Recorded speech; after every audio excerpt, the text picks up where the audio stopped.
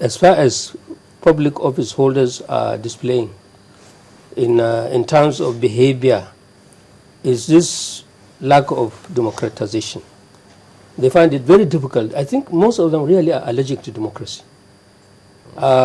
Nigerian constitution and any constitution that I know guarantees freedom of expression, freedom of assembly, freedom of movement. But some Nigerian politicians have made up their mind, either their own side or you don't say anything. So once you show another opinion, you will be shouted down and so on and so forth. So when you see the fracas in the National Assembly, the intolerance shown by those people who are agitating against the visitors is unacceptable. It's not really democratic. Now, they should hold either the Speaker or the President of the Senate responsible, because they are the one who asked them. They came on their invitation or they came with their own permission. Let me bring in Hope's comment, because you're almost responding to it. He says, that's Hope Ukmong, says the House of Reps is not a political party. Issues of the party should be discussed at the party level. Issues of Nigeria at the House. Well, it is, the difference is between 12 and a dozen. What is Nigeria? What is a political party? It is a political government. And everything, all of them there are politicians. If they are not politicians, they could not have been in that National Assembly. Yeah, but they are not all of the same party. They have the party yes, structure. They are not of the same party. They are elected on that platform. They are aggrieved Nigerian citizens. They may come with any level, whether it is political level, whether it is union, whether it is labor, or anything. Whether they are students whose universities are closed down, they have the right to come there and say, we are aggrieved. And they came there. So, but the issue is, those who don't accept this idea of freedom of expression will always pick a hole when you try to air your views. Either, you have to go straight jacket of their own way of belief. So they are thinking that these people are deserters and so on. They have no right to be heard and so on and so on. They are rebels and so on. So you shun them. So whoever gives them audience is also, by extension, an enemy. But that's not how it should be. They should be mature. Now, if you don't have anything upstairs, which means you don't really think objectively, then you go fiscal. And that's why those people whose brain fails them, the only thing they can do is to extend their blows. Their hands can reach farther than what their brain can reach. If you can sit down and argue and reason, what they could have done was, when the Speaker or the Senate President said they are going to have visitors, that's what the time they will debate it. Maybe a majority can say, no, we will not accept them. They can be overruled, but all the same, that's the time. The debate, mental work, not physical. Well, we have another question. Henry said, look, he thinks it's a shame that 7 governors will be seeking support when efforts are being made to resolve the crisis. Well, you know, it depends on which side of the argument you want to believe. They met there for hours, as we read, and said that everybody should maintain status quo. They should keep quiet. They should not make inflammatory comments and so on and so on. Then one of the governors came and said, under no circumstance should Mr. President be asked to do so and so. Well, which one is inflammatory? He who started it or those who are responding to this? So the two of them, both sides, as far as they are concerned, as far as we ordinary Nigerians are concerned, they are all taken as hostages. You know, one cannot but also notice that in all of this, it would seem that there is a deep-seated suspicion that the National Assembly might not exactly be, in fact, more specifically, the House of Representatives, you know, might not exactly be in the old PDP. There is heavy suspicion that the House of Representatives, more specifically, will have new members, or more members now defecting to the new PDP, and possibly the old members of the PDP are saying this as an affront or maybe a backdoor way of legitimizing this new PDP. Do you also see that come into play here? Well, the question of legitimacy, I don't know that, I think it's debatable. But the important thing is that a Nigerian, whoever he is, aggrieved Nigerian, must be given the right to be heard, whatever your grievances. It is lack of this airing your abuse that make people to take a shortcut to anarchy.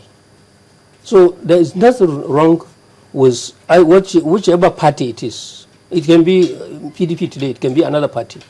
But if you are aggrieved and you have nowhere to go, then of course you go out for self-help. The reason I ask that is that, you know, people say that the session with the House of Representatives was pretty calm until the factional chairman of the new PDP, Alhaji Baraje, was addressed as our chairman of our dear party. And I think that was what we heard, that all hell broke loose, you know, when he was addressed as our chairman of the PDP. I think some people saw that as an affront, you know. So do you also see that suspicion here, heavy, deep-seated suspicion against the National Assembly coming to play here, especially the House of Representatives? Well, you know, before the event of yesterday, we all read in the papers, we listened to BBC House Service and other media international, telling us of this factionalization of the party, and there is nothing hidden about this thing. Those people who are calling themselves the new PDP, they are not hiding. They are promoting their idea all over the place. Yeah, but is it proper? Is it proper for members of the House of Representatives to introduce Baraje as our chairman? I mean, well, the trouble is that isn't that already taking sides? Well, I don't know if Speaker really mentioned our chairman. No, I not don't the know. Speaker now. Okay, I don't know who introduced but him. All other, it is also another expression of the freedom of expression. That particular individual who said it is also expressing his own side of argument. No, but this but the trouble is of the House of Representatives. Yeah, Shouldn't they be more circumspect? Well, if we are things? talking of circumcision, these people circumspect. All of them, what have they been doing, which you can say this is the right thing to do? So, but all the same, what happened if it's Bamanga Tukur who came there? This other faction will also shout him down, isn't it? So it's a matter of maturity. When are you ready to accept the other view? As simple as that. Well, whether you accept the existing leadership or you are opposite, or you oppose it, just keep quiet, keep calm, be collective, let them air their views.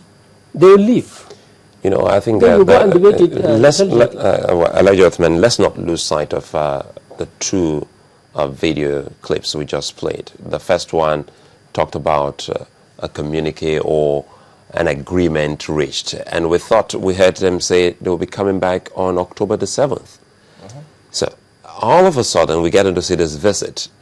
Does that tell anything like maybe mistrust or distrust amongst themselves? Because if they truly believed in what was read out by just one of their own, that October 7th, they will be meeting with the other group to see how they can fine-tune and resolve this particular crisis in the PDP. Why would they then, less than 48 hours after that meeting, which was held on a Sunday, approach the Assembly? Well, you know, I always believe in cause and effect. When they came out of that meeting and they read the communique, I think Governor of Niger read that communique. Yes. As an outcome of the meeting. But while he itemized what was agreed, one of the attendants of that meeting, another governor, I don't want to mention the state, went and addressed another press conference. And what he said was one-sided, his own side of the argument. As it was coming out, you know, absolutely. Just met him and okay, asked him. so he said they all agreed. Okay, so you see, that one started it. Really? What was inflammatory about that?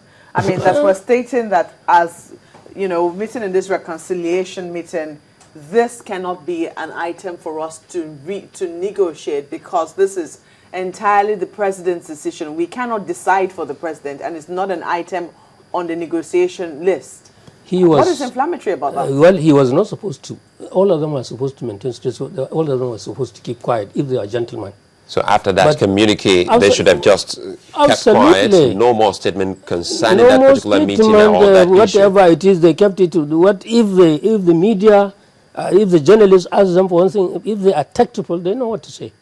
But if you now organize yourself and come out boldly, strongly, and propagate one particular argument, then you are asking for a response. For every action there is